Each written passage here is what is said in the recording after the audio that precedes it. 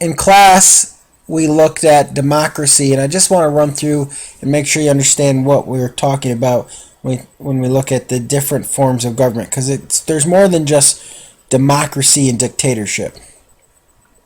No two governments are ever exactly alike. They're a product of the needs and experiences of those people. People in the Soviet Union, now Russia, their experiences were much different than the people here. So out of that grew different types of government, different forms of government. Their history is a lot less stable than ours and a lot older than ours. You'd say the same for a country like China, and some of the other countries in Europe. Now, one of the ways that we classify a government is how people participate in that government and who can participate in that government. So this is where we talk about democracy versus dictatorship. In a democracy, the people participate in government, and there's two types.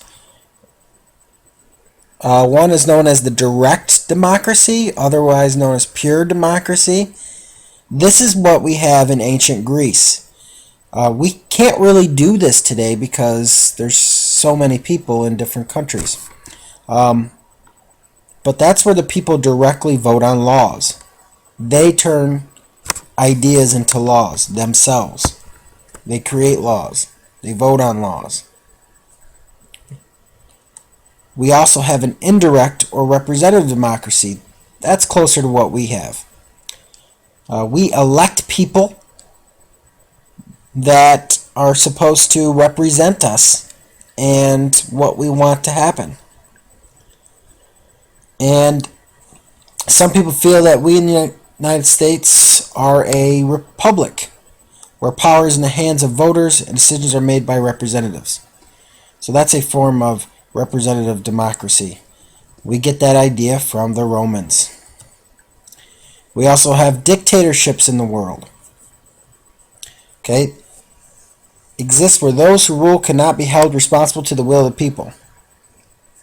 Now, when you find out about dictatorship, which countries have a dictatorship, they're kind of easy to spot because people will protest and rebel, and those protests are usually met with severe violence from the army.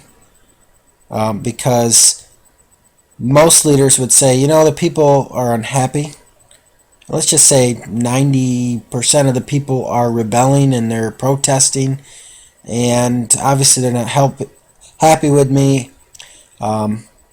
They've signed petitions to remove me from office, but you know what? I think I'm going to stay. That's a dictatorship. Where democracy, that person would probably step down or resign.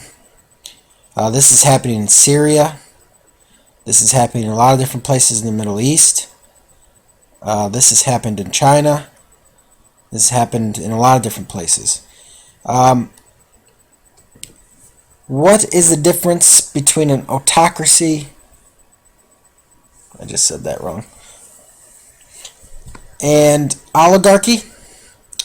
Well, one is one person, and the other, an oligarchy, is a small group. Dictatorships are authoritarian. That means that their power is absolute. A dictator's power is absolute. Anybody that gets in their way, they're going to get rid of.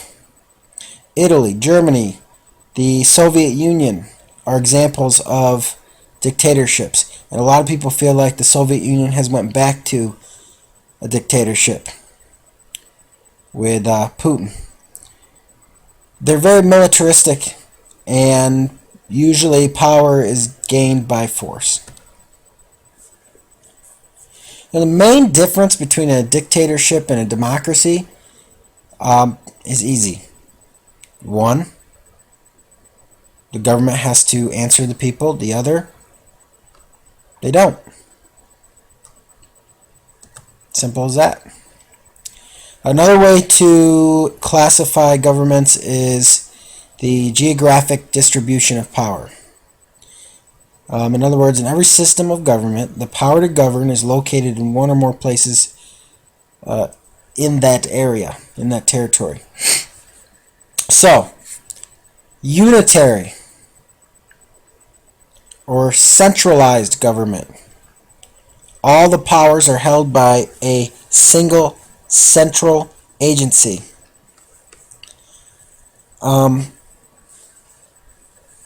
This one is very similar to how a lot of countries used to run. Federal. That is what we're talking about when we talk about the United States. There's shared power. It's divided between a central government or the federal government and regional, state, local governments. Okay. We were the first federal form of government. Pretty cool. And a lot of people have followed suit. Confederate form of government. There have been several throughout history. Not a lot have been successful. It's an alliance of independent states. The central government gets its powers usually very limited from the states. We were a confederacy immediately after we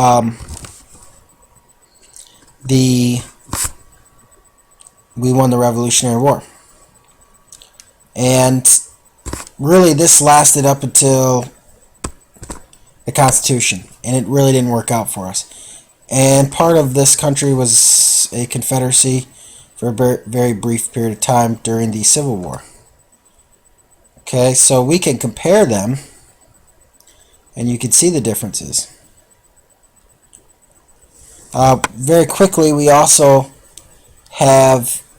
we can classify governments by the relationship they have with each other. So, a presidential government means that the executive and legislative branch are separate, independent of another, and co-equal.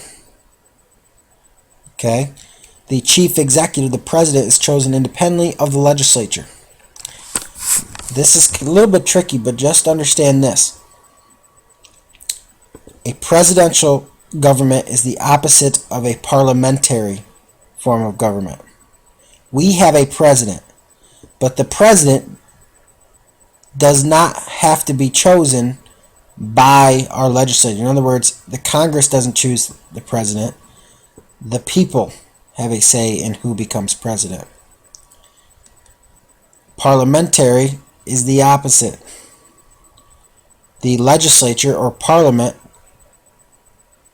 elects one of their members to be the leader or the head of government.